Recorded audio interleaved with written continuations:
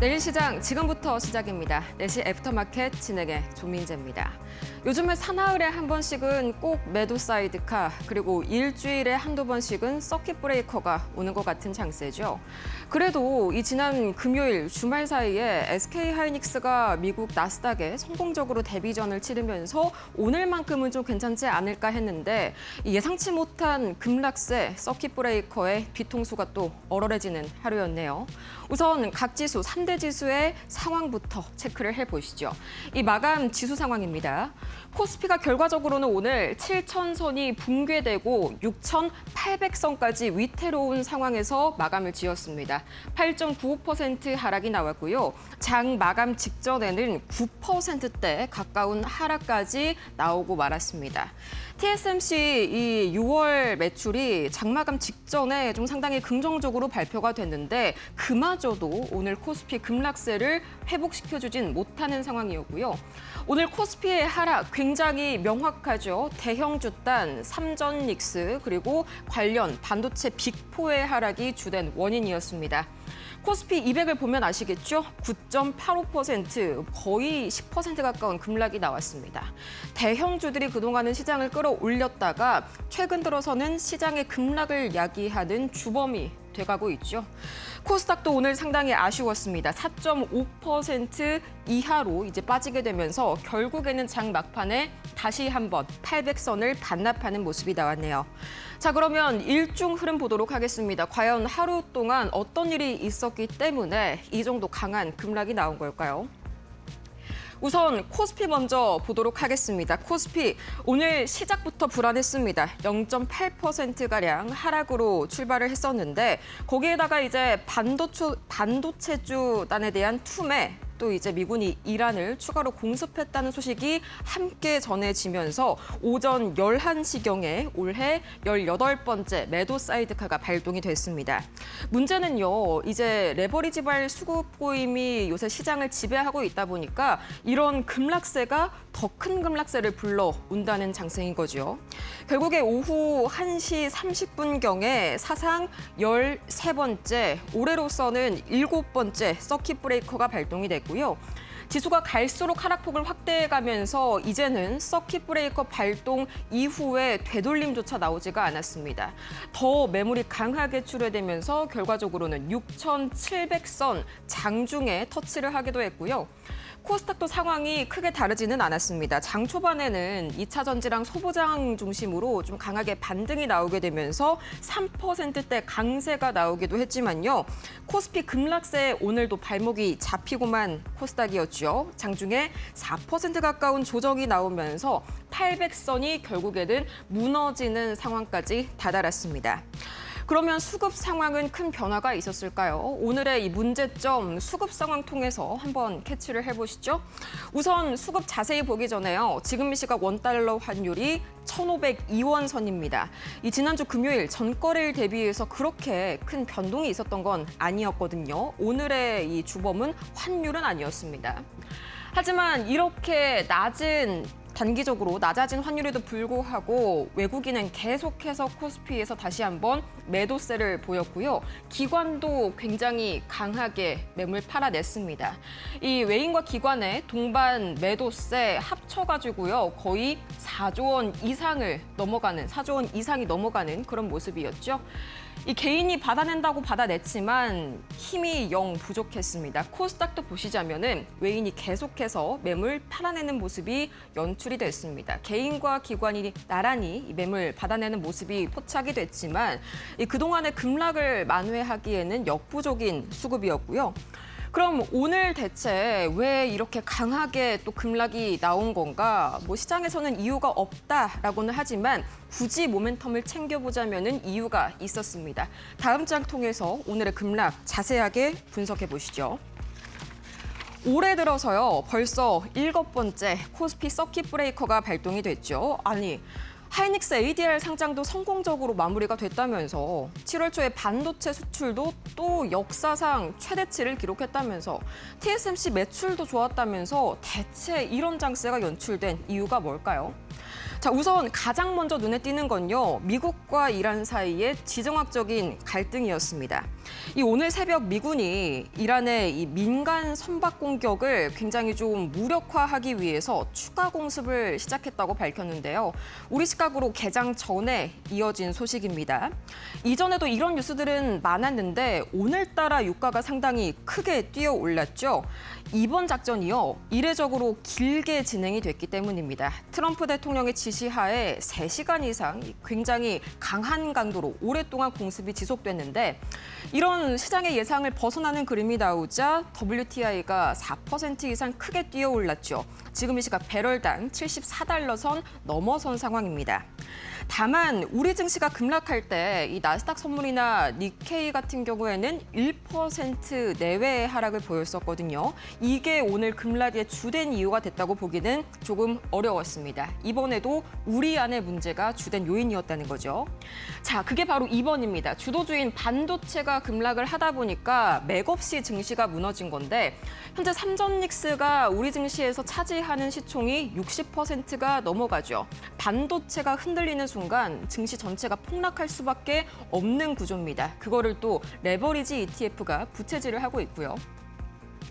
자, 우선은 주요한 이슈, 두 번째 이슈 살펴보시죠. 오늘 반도체가 왜 이렇게 급락을 했는가? 크게 두 가지 모멘텀이 있었는데요. 첫 번째로는 이제 한국투자증권의 보고서가 상당히 좀 직접적인 계기가 됐습니다. 오늘 SK하이닉스 거의 3개월 만에 60일 이평선까지 내려왔는 모습이 나왔는데 이 한투증권의 보고서에 따르면요. 앞으로 SK하이닉스 실적 전망이 하향될 것이다. 그동안 이 메모리 섹터를 굉장히 강하게 이끌어왔었던 실적 전망치 이게 꺾이는 걸 넘어서서 하향된다는 굉장히 강력한 이슈가 나왔습니다. 이 자세한 내용을 보자면요. 장기 공급 계약이죠. 이 LTA를 반영을 했을 때 SK하이닉스의 올해 영업이익이 9% 하향 조정이 될 것이고 내년 영업이익은 무려 11%나 하향될 것이다. 상당히 부정적인 내용이죠. 여기에서 중요한 건요. 이 보고서의 핵심은 업황이 나빠졌다라는 게 아닙니다. 오히려 이렇게 장기 공급 계약이 늘어나게 되면서 메모리 산업이 더 안정적인 구조로 변화하고 있는데 그 와중에서 살짝 영업이익이 낮아질 수 있다라는 게 핵심적인 골자였죠. 자, 목표 주가도 그래서 380만 원 그대로 유지를 했고요. 비중 확대 의견도 똑같이 유지가 됐습니다. 그런데 이제 시장은요, 실적 추정치가 하향됐다는 단어에 가장 먼저 반응을 한 거죠. 이 최근 메모리 업황이 피크아웃된 것이 아니냐, 정점을 지난 것 아니냐, 이런 우려감이 가득한 상황에서 이런 자극적인 워딩이 나오니까 시장이 맥없이 무너진 겁니다. 거기에다가 이제 SK하이닉스가 성공적으로 ADR 대비를 마친 게 오히려 본주에게는 더할 나위 없는 악재로 작용할 수 있다. 이런 우려까지 지금 나왔습니다. 우선 기본적으로요. 이런 일부 해외 기관들이 ADR을 사고 또 국내 본주는 공매도하는 차익 거래 전략이 나올 수도 있다. 이전부터 경고를 했는데요. 그 경고가 오늘 현실화되는 모습이 그대로 나온 거죠. 쉽게 말해서 미국에서는 사고 이 한국에서는 파는 방식으로 가격 차익을 노리는 그런 거래인데 이런 매도가 당연히 우리 한국에 있는 본주에는 주가의 부담으로 작용이 될 수밖에 없겠죠. 실제로 UBS의 경우에도 지난 7월 7일에 이런 상황을 미리 예견을 했습니다. 이 ADR을 매수하고 그러니까 미국 주식을 매수하고 국내 본주를 공매도하는 것은 자연스러운 선택이다라고 이야기를 했는데 두 미국 주식, 한국 주식 간의 격차가 너무 크다 보니까 실제로 이런 상황이 벌어지게 된 것이죠. 거기에다가 이제 ADR 상장 이벤트가 끝났다는 인식까지 더해지면서 차익 실현 매물이 쏟아지고 만 겁니다. ADR이 잘 돼도 너무 잘 된 게 오히려 본주에는 압박이 된 그림이었죠. 자, 거기에다가 이제 전반적으로 오늘 시장을 끌어내린 수급 관련 이슈도 있었습니다. 우선은 ETF 규제 가능성. 문제는요, 방금까지 보신 재료들은 딱 1년 전, 아니 불과 3개월 전까지만 해도 우리 시장에 그렇게까지 영향을 미칠 만한 재료는 아니었습니다. 문제는 최근의 시장은 사소한 악재가 급락이 더 큰 폭락을 일으키고 있는 장세라는 거죠. 그 주범으로 꼽히는 게 바로 이 레버리지 ETF겠죠. 오늘 이찬진 금감원장이요, 이 20개 자산운용사 CEO들을 모아놓고 드디어 ETF 어떻게 할 거냐, 쏠림이 너무 심한데 대책을 마련해야 되는 거 아니냐, 이런 구체적인 이야기들을 좀 나눴습니다. 이것 때문에 이제 ETF가 본격적으로 폐지가 될 수 있을 것이다, 강한 규제를 받을 수 있을 것이다, 전망들이 나오고 있는데 문제는요, 당장 폐지를 한다고 해도 이 주가에 무조건 플러스는 아니겠죠. 매수세가 이탈이 되게 되면 당연히 삼전닉스 그리고 그간 강세를 보였었던 SK스퀘어, 삼성전기까지 단기적으로는 주가가 빠질 수밖에 없습니다. 이게 오늘 빅4가 유난히 강하게 급락했었던 이유였고요. 거기에다가 이제 레버리지발 수급고임, 이거는 계속해서 있어 왔었던 이슈겠죠. 올해 7번째 서킷 브레이커가 발동이 됐는데 그중에서 5번이요. 이 레버리지가 상장된 이후에 발생이 된 겁니다. 한마디로 반도체단에 대한 수급이 악화가 됐고요. 또 거기에다가 이런 수급적인 문제들까지 투심을 악화시키면서 코스피에 대한 이런 투심을 되돌릴 수 없을 만큼 악화를 시킨 하루였다. 정리를 해볼 수가 있겠습니다. 장 막판에 이 TSMC 6월 매출이 나오긴 했는데요. 정말 더할 나위 없이 잘 나와줬습니다. 로이터에서는 이번 TSMC 매출이 시장 예상치를 상회했다, 상당히 좀 긍정적으로 밝히곤 있는데 문제는요, 이런 장세에서는 TSMC가 아무리 매출이 잘 나왔다고 해도 이 정도로 매출이 잘 나왔으면은 진짜 정말 고점 아니야? 앞으로 꺾이는 거 아니야? 이런 걱정 섞인 우려가 나올 수가 있습니다. 이게 오히려 우리 증시의 장 막판의 하락을 더 부추겼다라고 볼 수도 있겠고요. 또 거기에다가 추가적으로 이제 TSMC가 예상을 웃돈 실적을 발표를 했는데 과연 우리 반도체 수출이 여기에 따라가는 그런 결과치를 냈느냐, 여기에 대한 의문까지 가세하게 되면서 오히려 우리의 이 지수에는 마이너스가 된 재료로 볼 수가 있겠습니다. 그래도 희망을 아직은 가져볼 수가 있겠습니다. 이번 주에 이런 반도체 관련 악화된 투심을 되돌릴 만한 ASML의 실적이라든지 TSMC의 실적 앞두고 있고요. 또 지금 한국 증시가 역사적으로 가장 저렴한 밸류에이션으로 거래가 되고 있거든요. 바닥을 속단을 할 수는 없지만 그래도 다운사이드보다는 현재 업사이드가 커지고 있는 상황이다. 따라서 기술적인 반등이 단기적으로 나올 수 있겠다. 여기에다가 한번 희망을 걸어봐야겠습니다. 그럼 과연 이외에도 오늘 주목해야 할 이슈에는 어떤 게 있었을까요? 이데일리 TV 뉴스로 이어갑니다.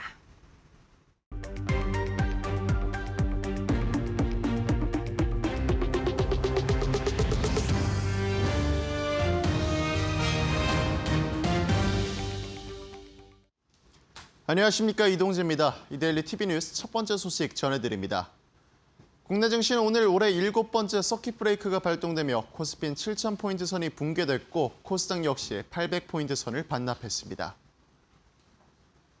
불과 한 달 전까지 9,000선을 돌파하며 만스피를 바라보던 코스피는 최근 빠르게 급락세를 나타냈고 2달 만에 6,000선으로 후퇴했습니다.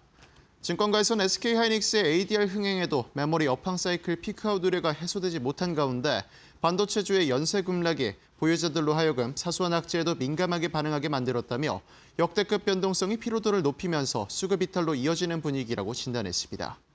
이어 미국과 이란의 갈등 재고조로 거시경제 부담도 커졌지만 미국 나스닥 선물과 일본 니케이의 낙폭이 1%에서 2%에 그친 점을 고려하면 글로벌 충격보다는 국내 반도체주 중심의 수급 이탈 영향이 더 큰 상황이라며 국내 증시는 반도체 비중이 워낙 큰 데다 레버리지발 수급 고임 현상까지 겹치면서 변동성이 확대되고 있다고 설명했습니다. 이재명 대통령이 AI 혁명으로 촉발된 반도체 대호황에 힘입어 전례 없는 추가 세수가 발생할 것이라며 대규모 추가 세수를 미래 대응을 위한 전략적 투자 재원으로 활용할 것이라고 말했습니다. 이 대통령은 국가재정전략회의 모두 발언에서 내년도 예산엔 대체불가 대한민국이란 담대한 꿈을 뒷받침하는 방안을 잘 챙겨 담아야 한다며 3가지 원칙을 강조했습니다. 첫 번째로 미래대응기금을 신설해 미래, 청년, 지방, 교육 등 국가의 미래를 좌우할 3대 분야에 집중 투자하겠다고 소개했습니다. 두 번째 원칙으론 정부가 발표한 3대 메가 프로젝트를 통해 우리 경제에 새로운 기회를 만들어낼 것이며 대한민국의 새로운 성장 거점을 만들겠다고 강조했습니다. 마지막으로 모두의 성장을 통해 누구도 소외되지 않는 대한민국을 만들겠다며 사회 초년생 청년들에게는 일자리부터 주거, 자산 형성까지 생애 주기 전반을 아우르는 지원 체계를 마련할 것이고 AI 시대에 불가피하게 늘어날 비정형 노동자들도 빈틈없이 보호받을 수 있도록 사회 안전망을 강화하겠다고 말했습니다. 홈플러스가 운영자금 부족으로 오늘부터 전국 대형마트 영업을 임시 중단합니다. 홈플러스는 운영자금이 모두 소진돼 상품 대금과 매장 운영에 필요한 비용까지 감당하기 어려운 상황이라며 임시 휴업을 결정했다고 정했습니다. 다만 쇼핑몰 부문은 입점 점포가 영업을 희망할 경우 정상 운영할 방침입니다. 앞서 서울회생법원은 지난 3일 홈플러스의 회생 절차 폐지를 결정하면서도 오는 20일까지 2천억 원 규모의 긴급 운영자금 확보 방안을 제출하면 회생 절차 연장을 다시 검토하겠다고 밝혔습니다. 다만 홈플러스는 메리츠 측에 2천억 원 규모의 운영자금 대출을 재차 요청했지만 아직 답을 받지 못한 상태입니다. 회사는 오늘 20일까지 자금 조달 진행 상황과 법원의 최종 판단을 지켜본 뒤 영업 재개 여부를 결정할 계획입니다. 현대백화점이 올해 상반기 외국인 매출에서 약 5천억 원을 기록했다고 밝혔습니다.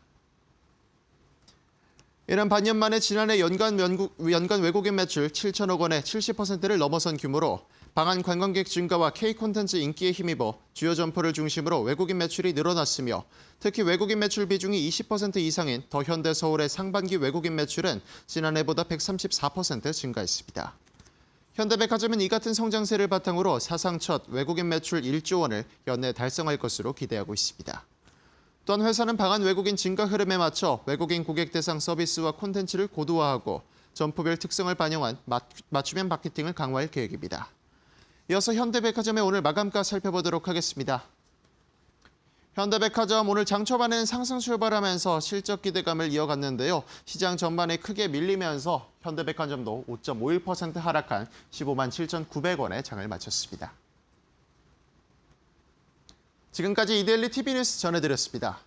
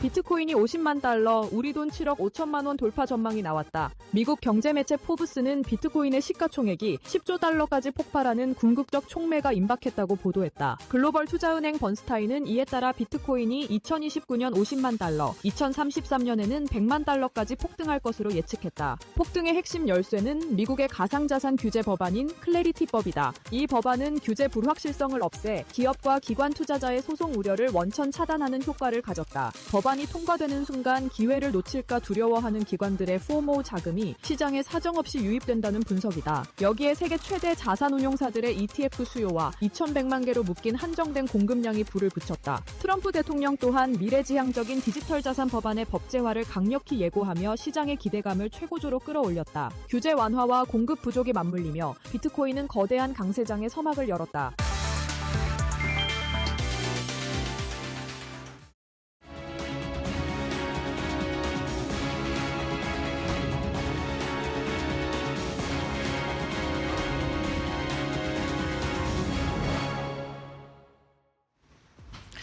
반도체가 호황이라고 하는데 주가는 급락세를 보이고 있습니다. 오늘 삼성전자와 SK하이닉스가 장 초반부터 하락세를 깊게 보이면서 코스피와 코스닥의 하락을 주도를 했는데요.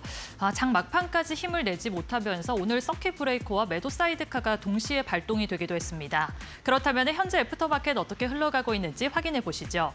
코스피 시가총액 상위 종목들의 흐름부터 확인해 보도록 하겠습니다.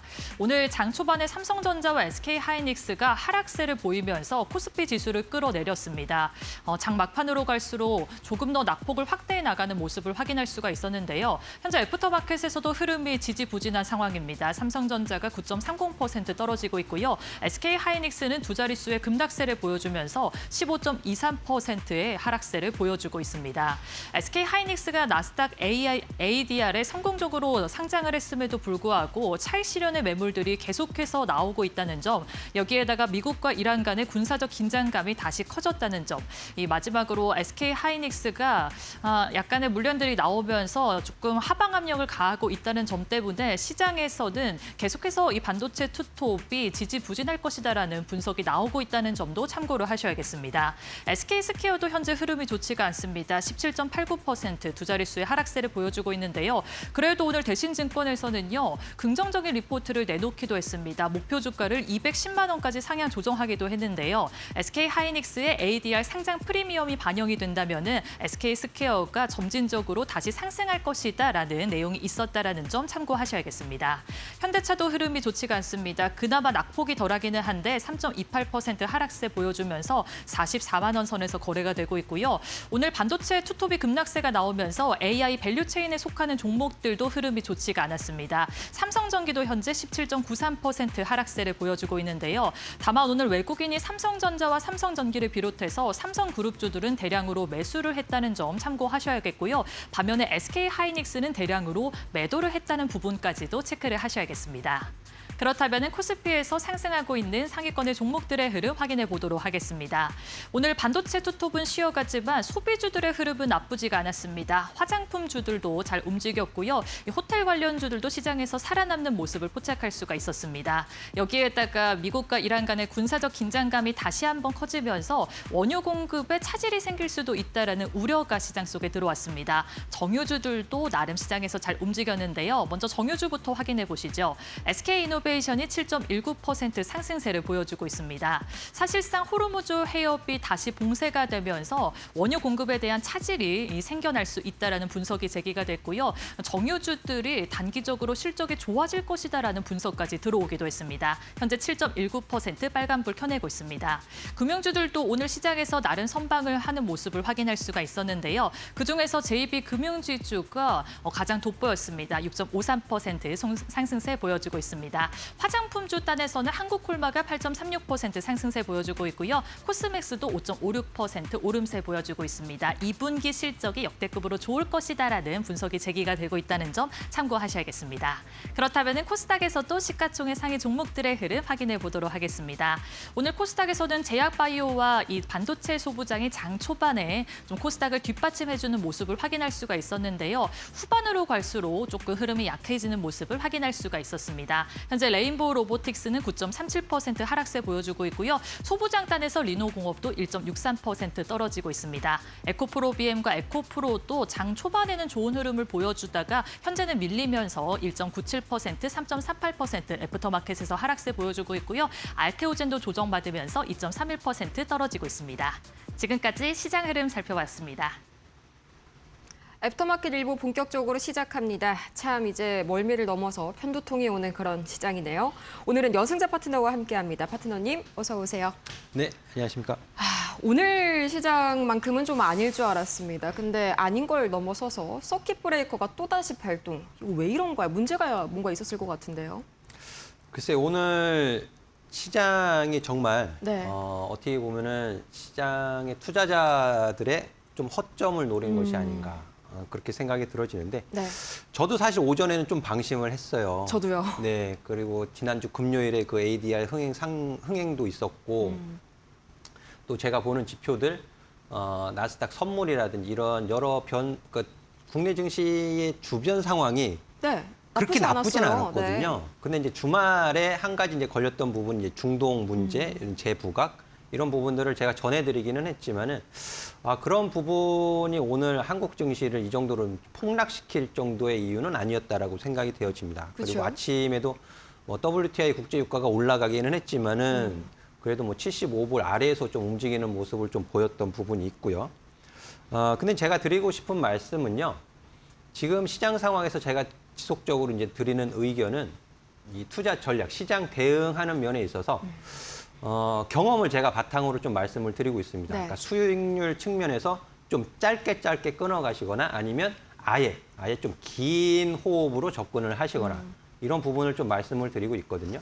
그래서 우리 개인 투자자분들이 일주일 주 수익률 목표를 뭐 3에서 한 5% 정도 이렇게 짧게 끊어가셔야만 이런 시장의 변동성을 좀 회피해 가실 수 있다라는 시장 전략을 좀 말씀을 드리고 싶고 네. 또 길게 보시는 관점에서는 충분히 주가가 조정받아 있는 부분을 좀 확인하고 접근을 하시면은 오히려 좀 시장 대응하시기가 좀 수월하지 않을까라는 말씀을 드리고 싶고 항상 강조해서 드리는 말씀이지만 현금 비중 20% 이상은 꼭 챙겨 두셔야 된다는 말씀 강조해서 말씀을 좀 드리도록 하겠습니다. 현금 비중 20%. 제가 한 가지 또 궁금한 게 생겼는데 이제 외인이요. 장 막판에 원래는 이 선물을 좀 1조 4천억 원 가까이 순매도 하고 있다가 종가 타이밍에 이제 1조 2천억 원 순매수로 확 전환을 하면서 좀 마무리가 됐거든요. 이거 좀 내일 반등에 의미가 있는 시그널로 봐도 될까요? 근데 외국인의 선물 매매 특징을 좀 제가 살펴보자니까 네. 살펴보면 장중에 좀 많이 오락가락하고 있어요. 이제 그만큼 외국계 기관도 방향성을 지금 잡기가 굉장히 어렵다라고 어찌할 바를 모른다. 네, 이제 판단이 되어지고 있고 또 특히 이제 장 마감하면서 매도했던 것을 매수로 전환시키는 것이 몇 번 있었어요. 그렇죠. 네, 그래서 그런 게 그런 또 포착이 부분들이 많이 되더라고요. 물론 이제 국내 기관도 그렇고 개인 투자자들도 외국인 수급을 굉장히 면밀하게 이제 추적을 하고 있다 보니까는 외국인이 꼭 장 마감 무렵에 이제 선물을 매도해서 매수로 전환시키는 모습들이 이제 좀 포착이 되어지고 있는데 지금 상황에서는 외국인들도 시장의 방향성을 긴 호흡으로 보지 못하고 있다라고 좀 말씀을 드릴 수 있을 것 같고 또 현물 매도도 코스피 시장에서 제가 확인한 바로는 한 2조 4천억까지 매도하는 모습을 보였는데 지금 장 마감하고 나니까는 또 한 6천억 정도는 또 줄여놨어요. 네.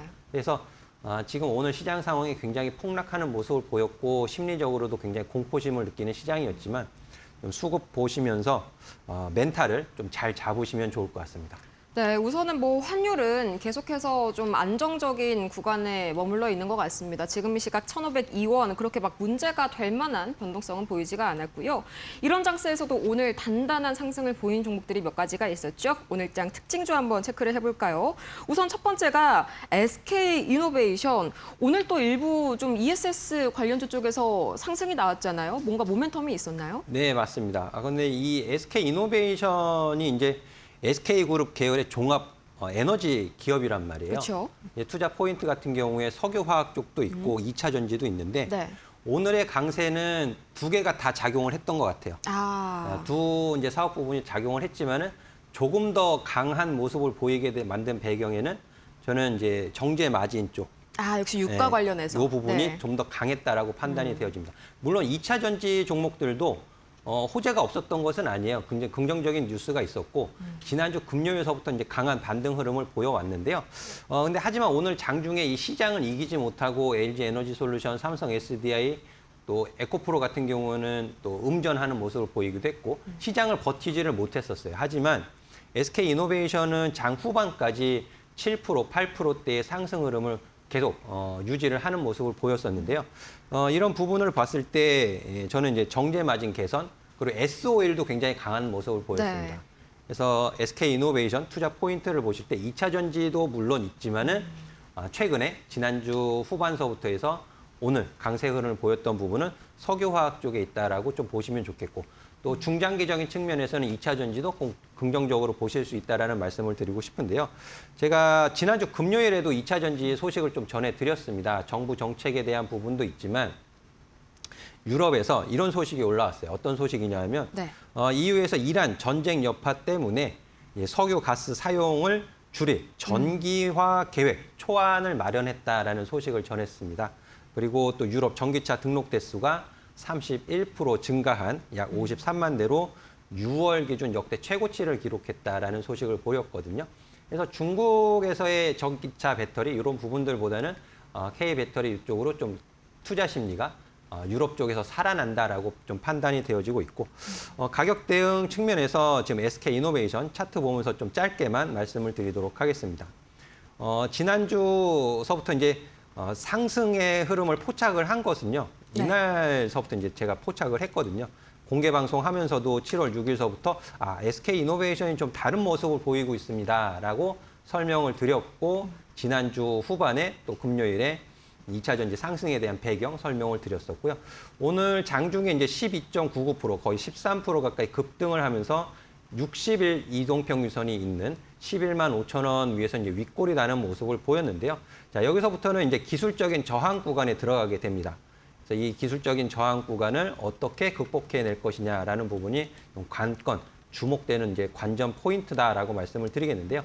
현재 SK 이노베이션 보유하신 주주분들이라면 10만 원, 15만 원, 좀 짧게는 10만 5천 원, 조금 여유 있게 보시면 10만 원을 보유, 홀딩 가격 제시를 해드리도록 하겠고요. 앞으로 수급 체크해 가시면서 보유 의견을 좀 드리도록 하겠습니다. 네, ESS 관련주들 말씀 주신 대로 이제 유럽에서 전기차 가동률이 좀 회복될 것이다. 이런 기대감으로 올라온 것도 있었고요. 무엇보다도 이제 유가 급등 수혜주로서 오늘 좀 상승 탄력이 강하게 나왔다. 정리를 해볼 수가 있겠습니다. 두 번째 특징주가 한국콜마. 이 친구 오늘도 화장품주 대표로 약간 피난처 역할을 했다고 봐야 될까요? 네, 맞습니다. 이제 지난주 제가 이제 수요일에도 마켓 위너에서 이 화장품주들을 언급해드린 적이 있어요. 기억납니다. 네, 그래서 오늘 한국콜마는 이제 시장 변동성 대비해서 이제 실적에 대한 개선 기대감 이런 부분에 의해서 좀 강한 모습을 좀 보였는데요. 네. 이 한국콜마 같은 경우에 이제 기능성 화장품 제조 개발, ODM, OEM 기업으로 널리 잘 알려진 종목이죠.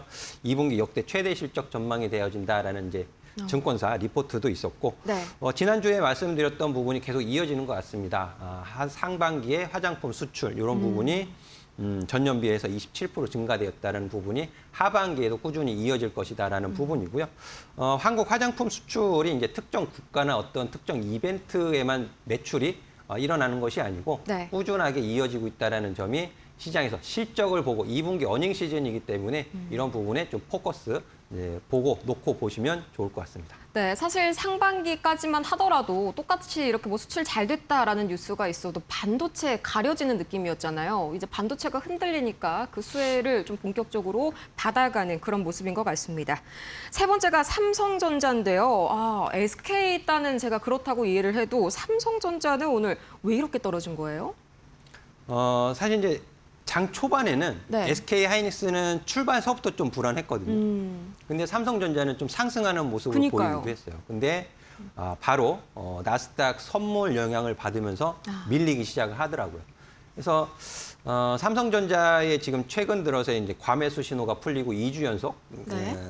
급락하는 모습을 보이고 있는데 이런 부분에 있어서 저는 한 가지 분명하게 좀 말씀을 드릴 수 있을 것 같아요. 펀더멘탈 측면에서 문제는 없다라고 먼저 결론을 좀 말씀을 드리고 수급적인 왜곡이 너무나 심각하다라는 말씀을 덧붙여서 드리고 싶습니다.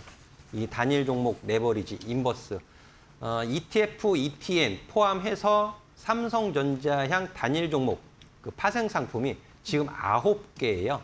SK 하이닉스 9개, 총 18개가 5월 27일에 상장되면서 시장의 수급 왜곡을 극심하게 만들어내고 있다라고 말씀을 드릴 수 있을 것 같고 여기서 이제 주목해서 보실 부분이 이제 기술적인 대응입니다. 네. 펀더멘탈적인 측면에서는 전혀 문제가 없기 때문에 그리고 제가 말씀드렸던 28만 원, 27만 원을 기술적으로 지금 이탈을 시켜놓은 상황이에요.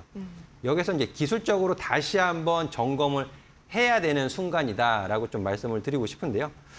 지금 월봉 차트를 좀 보면서 말씀을 드리고 싶어요. 일단은 이제 월봉 차트를 보시면은 지금 7월 이제 중순 지나가고 있는 과정에서 마이너스 22.97%입니다. 그러면 지금 어떤 특별한 큰 변수가 생겼느냐? 또 그런 것도 아니잖아요. 우리 투자자분들. 지난 3월 중동 전쟁 이거는 외생 변수죠. 네. 이 당시에 삼성전자가 마이너스 23.82까지 빠졌다가 종가상으로는 23.36% 하락한 16만 6,700원에 마감을 시켜놨었습니다. 지금 현재 마이너스 20.82%예요. 거의 근접한 하락률을 보이고 있죠. 제가 이것을 왜 말씀을 드리냐 하면 지금 펀더멘탈적인 측면에서 문제가 없다라는 말씀을 드렸잖아요. 그럼 여기에서 마이너스 23%, 만약에 25%까지 빠진다라면 또 단기적인 과매도 영역에 빠지게 됩니다. 또 극심한 저평가 구간에 들어가게 되는 부분이죠. SK 하이닉스가 미국 나스닥 시장에 ADR 상장하면서 그날 당일에 마이크론은 또 소폭 하락하는 모습을 보였어요. 왜 마이크론이 소폭 하락했을까요? 펀더멘탈적인 밸류에이션 측면에서 하이닉스 ADR이 훨씬 저평가 구간에 있었기 때문에 그렇거든요. 그러면 지금 삼성전자가 26만 원 이하 25만 7천 원 지금 애프터마켓에서 움직이고 있는데 여기에서 추가적인 하락을 해서 만약에 25만 원 가격을 하향 이탈시킨다? 그러면 그때서는 오늘도 이제 외국인에서 매수하는 수급이 조금 포착이 되었습니다. 여기에서는 저가 매수세가 적극적으로 유입될 수 있는 구간이라고 저는 판단을 하고 있습니다. 따라서 지금 바닥이 확인된 건 아니지만 우리 투자자분들 조금만 마음의 심리적인 여유를 가지고 삼성전자를 보신다면은 조금 더 좋은 가격에 매수할 수 있는 또 절호의 기회가 제공될 수 있기 때문에 이 점 참고하셔서 조금만 대기해서 지켜봐 주시면 좋을 것 같습니다. 네, 원래 우리가 이제 가치가 아니라 수급만으로 좀 주가가 움직이는 거를 테마주라고 하죠. 요새 뭐 국장 자체가 하나의 거대한 테마주가 된 것 같습니다. 오늘 삼성전자도 그 여파에서 벗어나지는 못했지만 또 가격적인 측면에서 충분히 매력적인 구간이 도래할 수 있다는 점 체크를 해보시면 좋을 것 같고요. 이렇게 오늘 특징적인 종목들 같이 한번 확인해봤습니다. 더 자세한 내용 궁금하신 분들께서는 여승재 파트너님과 함께 해주시면 좋을 것 같고요. 그럼 내일 장에선 어떤 전략 필요할지 키워드 통해서 확인해 보시죠. 네, 내일 장 첫 번째 키워드는요. AI 모델 가격 경쟁. 현재 AI 기업들이 상당히 어려운 과제에 직면해 있습니다. 이 고객들의 비용 부담을 낮춰주면서도 그동안의 막대한 투자금을 회수해야 한다. 이 두 가지를 과연 동시에 할 수 있을지 우리 시장에는 이게 어떤 여파를 미치고 있는지 자세하게 분석해 보도록 할 거고요. 두 번째 열어보시죠. 미국 금리 인상 경계, 이번 주에 금리 인상을 자극할 만한 여러 가지 이벤트들, 특히나 CPI, PPI, 그리고 워시 의장의 청문회 발언까지 과연 우리 증시에게는 하방 압력으로 작용할 것인지 이야기 나눠보시죠. 네, 첫 번째로 AI 모델 가격 경쟁. 사실 이거를 촉발한 이 주 원인이 메타였죠. 네, 맞습니다. 이 부분이 국내 증시에는 소개가 잘 안 됐어요. 그니까요. 지난주에 이제 메타에서 이 뮤즈 스파크 이 부분 이제 공개를 하면서 출시를 하면서 좀 촉발이 되었다라고 저는 판단을 하고 있는데요. 시청자 여러분들도 잘 모르실 거예요, 아마. 국내 언론에서 주류 언론이 다루지 않았기 때문에. 네. 이 부분이 오늘 시장의 급락과도 저는 일정 부분 좀 들어있다라고 생각을 해요. 어떤 식으로요? 하이퍼 스케일러 기업들의 이제 투자 이런 부분 또 비용 관리 측면 이런 부분들이 또 가성비를 지금 생각을 하고 있기 때문에 그러면 또 비싼 GPU 이런 고가의 이런 부분들을 좀 줄여갈 수 있는 부분 아닌가? 이 시스템 반도체 1417 주문형 반도체 이런 부분이 각광을 부각을 받게 되면은 엔비디아 측면에서는 좀 부담이 될 수밖에 없거든요. 그래서 이 부분을 제가 좀 소개를 시켜드리고 싶은데요. 네. 일단 메타 뮤즈 스파크 1.1 이 부분은 개발자 위주의 사실 그 AI 모델이긴 한데요. 100만 토큰당 입력 같은 경우에 1.25달러 그리고 출력 100만 토큰당 4.25달러로 책정이 되면서 가장 저렴한 가격을 지금 보이고 있습니다. 엔스로픽 대비해서는 거의 4배 가까이 싼 가격이다라고 좀 평가를 받고 있거든요. 그리고 오픈 AI의 GPT, 챗 GPT 5.6 그리고 스페이스X의 그록 4.5 이런 부분은 중저가라고 이제 평가를 받고 있는 상황이고요. 그러다 보니까는 이 성능 자체보다 비용 효율성을 따지기 시작했다라는 평가를 받게 되는 것이죠.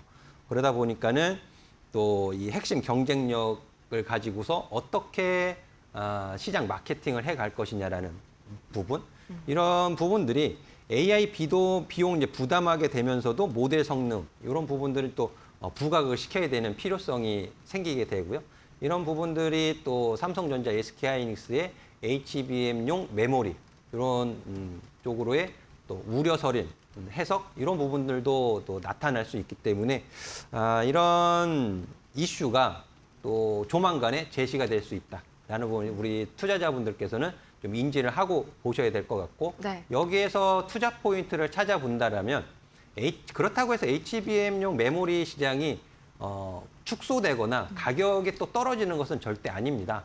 여기에서 오히려 주문형 반도체, 에이직 반도체, 저전력 반도체 쪽으로는 투자의 관심도가 또 높아질 수 있기 때문에 이런 부분을 저는 또 강하게 좀 어필을 해드리고 싶고 네. 어쨌든 뭐 이런 빅테크 기업들의 그 투자비를 회수해야 되는 까다로운 문제에 직면해 있는 부분들 이런 부분 또 투자를 좀 축소할 수 있는 것 아니냐는 우려를 또 이런 식으로 해석을 할 수도 있는 부분이거든요. 그래서 AI 모델 가격 경쟁 이 부분을 좀 주목해서 보시면 좋을 것 같습니다. 네, 쉽게 얘기해서 이제 원래는 AI 하이퍼스케일러들이 누가 돈 많이 쓰나 이런 대결이었는데 요즘에 메타가 전략을 변경하면서 누가 돈을 효율적으로 쓰냐 이런 싸움으로 지금 변해가고 있고 이게 우리 메모리 딴에는 아무래도 마이너스로 좀 작용이 될 가능성이 높다 정리를 해볼 수가 있겠습니다. 두 번째 한번 이슈 볼까요? 저는 이게 상당히 좀 눈에 띄는데요. 미국 금리 인상 경계 이번 주만 해도요. 연준 인사들 관련 발언이 10개가 넘게 지금 예정이 네, 되어 맞습니다. 있죠. 이게 또 금리 관련 이슈를 건드릴 수가 있을까요? 워낙 지금 이제 신임 연준 의장이 네. 시장과의 소통을 제한시키고 있다 보니까 아유. 시장에 오히려 이제 거기서 굉장히 좀 주목을 하고 있는 것 같아요. 네. 그래서 제가 그 스케줄을 좀 챙겨 보니까는요. 네. 케빈 러시 연준 의장이 현지 시간입니다. 현지 시간 14일 그리고 15일 하원과 상원에서 각각 이 상반기 통화 정책 보고를 하게 돼 있고요. 그리고 여기에 이제 마이클 바 이사입니다. 이사인데 이분은 중립으로 평가를 받고 있고 네. 또 리사 쿡 이사도 중립 평가를 받는데 연설이 예정되어 있고요. 또 여기에 이제 투표권은 없지만 보팅 권한은 없지만 시카고 연은 총재 오스틴 굴스비가 이 총재님이 매파 성향이에요. 이분이 또 연설 예정이 되어져 있고 또 반면에 연준 부의장 미셸 보우먼은 또 비둘기적인 또 인사로 알려져 있습니다. 네. 그러다 보니까는 이런 CPI 발표도 예정되어져 있고 연준 의장부터 이사, 지역 연은 총재 그리고 부의장 이런 빅 마우스들의 연설이 예정되어 있다 보니까는 시장에서는 올해 한 차례 금리 인상할 거라는 예상이 전망이 좀 우세하죠. 제가 공개 방송하면서도 우리 투자자분들께 그 페드워치 2를 보여드리면서 이게 어떻게 변하는지 또 7월 그리고 저는 정작 9월과 10월 FOMC 통화정책회의가 굉장히 중요하다라고 설명을 드리고 있는 편이거든요. 그래서 이런 부분이 시장에서 경계감을 갖고 있고 수급적으로도 좀 부담스럽다라는 부분 알고 계시면 좋을 것 같습니다. 네, 이렇게 내일장에서는 또 어떤 전략 취해봐야 할지 같이 한번 확인을 해봤고요. 지금 시각 이 4시 42분 NXT 애프터마켓 출발 이후로 약 1시간 정도 지났습니다. 중간 점검 살짝 한번 해볼까요? 우선 지금 애프터마켓 KRX 종가 대비해서 0.3% 굉장히 소폭이나마 지금 되돌림 주고 있고요. 이 거래대금 상위 종목들 탑5 보시자면 역시나 SK하이닉스 지금 이 시각 15% 가까이 하락하면서 정규장이랑 비슷한 그런 하락폭 보여주고 있네요. 다음이 이제 삼성전자인데요. 마찬가지로 9%대 급락 중입니다. 이 정규장에서 10% 하락 마감했다는 점을 감안을 한다면은 삼성전자에 대한 투심은 약간이나마 조금 개선이 됐다 볼 수가 있겠고요. 삼성전기가 지금 18% 가까이 하락. LG전자가 눈에 띕니다. LG전자가요 2% 이상 지금 이 시각 애프터마켓에서 상승세 보여주고 있는데 사실 굉장히 좀 아쉬운 그런 종목이었거든요. 장중에 14% 가까이 좀 올라갔는데 이게 결국에는 시장의 피해를 보면서 좀 급락이 나왔다. 그거를 지금 NXT에서 약간 마대를 하고 있다. 정리를 해볼 수가 있겠습니다. 또 이제 마지막으로 5번째가 SK스퀘어 18% 가까이 급락 중이네요. 이렇게 한번 NXT 현재 애프터마켓에서의 상황 정리해봤고요. 최근 들어서 이데일리온 파트너들의 사칭 사례가 발생하고 있다는 점까지 말씀을 드립니다. 피해받지 않도록 각별히 유의하시길 바라고요. 내일장에서는 어떤 종목 담아봐야 할지 이어서 확인해 보시죠.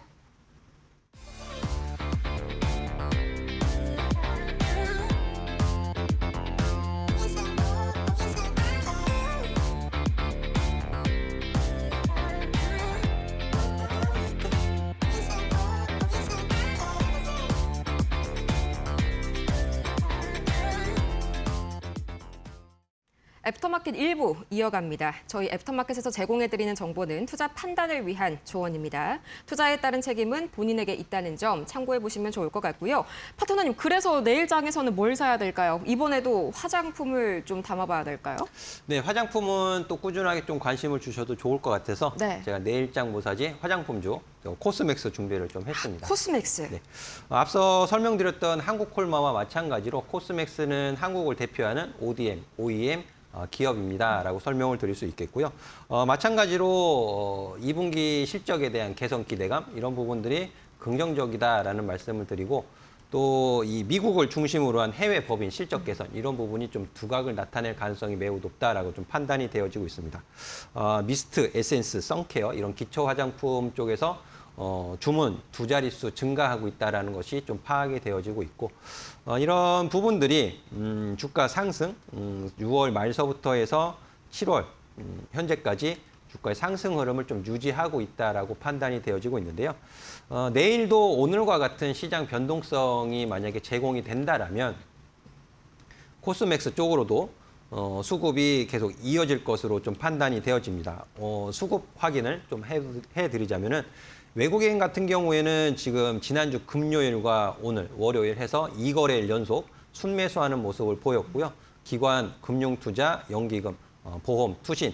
그래서 기관 보시면은 기타 법인 뭐 빼고는 매도하는 기관이 없었어요. 그만큼 시장에서는 이 변동성 장세에서 실적을 조금 더 주목하고 있다는 것이 입증된 것 같습니다. 그래서 내일도 시장의 변동성이 만약에 제공이 되어진다면 매수 수급은 유지될 가능성이 매우 높다라고 판단이 되어지고 현재 기술적으로는 19만 원 가격 부근이 단기 저항 가격으로 좀 파악이 되고 있지만 수급이 뒷받침되어지면서 돌파의 가능성도 있기 때문에 코스맥스 한 18만 원 초반 가격서부터는 매수에 관심을 주셔도 좋은 가격입니다라고 말씀을 드리도록 하겠습니다. 네, 우리 매수의 기준점까지 한번 잡아봤고요. 그럼 오늘 히든주도 마찬가지로 화장품인가요?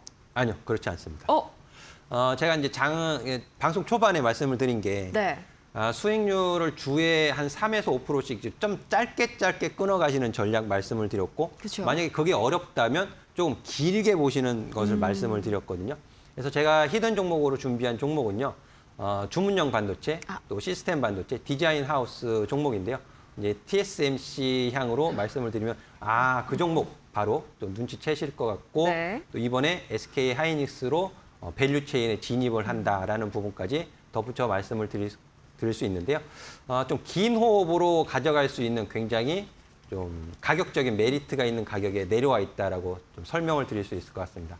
그래서 이제 공부방에 이제 올라와 있는 설명도 올려드렸고 자세한 공략 방법, 이런 전략 이런 부분들은 공개 방송에서 좀 더 자세하게 설명을 드리도록 하겠습니다.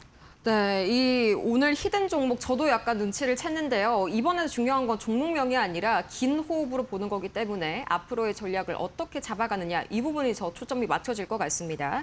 계속해서 저희 여승재 파트너님 이렇게 고민 많은 여러분들을 위해서 저희 아침마다 함께해 주고 계시죠. 저희 평일 아침 8시 30분마다 이 시장 해석과 더불어서 앞으로의 전략까지 챙겨가시면 너무 좋을 것 같고요. 이번에 LG전자 같은 경우에도 이 매매 타점을 기가 막히게 잡아주셨죠. 마찬가지로 계속 대응 함께 나가시면 좋을 것 같네요. 거기에다가 이제 문자 샵 3772번으로 여승재 세 글자 보내주시면요. 저희 하루 종일 저희 여승재 파트너님과 함께 갈 수 있으니까요. 계속해서 이 급락장에서도 수익이 플러스 알파 될 수 있게 함께 해보시면 좋을 것 같네요. 실제로 LG전자 이번에 20만 원대에서 좀 못 파신 분들은 좀 굉장히 아쉬울 것 같습니다. 네, 오늘 아침에 너무 아쉬운 주가 흐름을 보였어요. 네. 하지만 끝난 게 아닙니다. 오. 네, LG전자 좀 더 길게 보실 수 있는 종목이니까요. 너무 실망하지 마시고 좀 보유하시면 좋을 것 같습니다. 네, 자세한 대응 방법은 저희 여승재 파트너님과 함께 가면 좋을 것 같고요. 그럼 오늘 파트너님과는 정말 아쉽지만 여기에서 인사드리도록 할게요. 오늘 도움 말씀 고맙습니다, 파트너님. 네, 감사합니다. 네, 오늘 애프터마켓이 준비한 소식은 여기까지입니다. 저희는 내일 오후 4시에 더 긍정적인 소식 가지고 찾아오도록 할게요. 오늘도 함께해 주신 여러분 고맙습니다.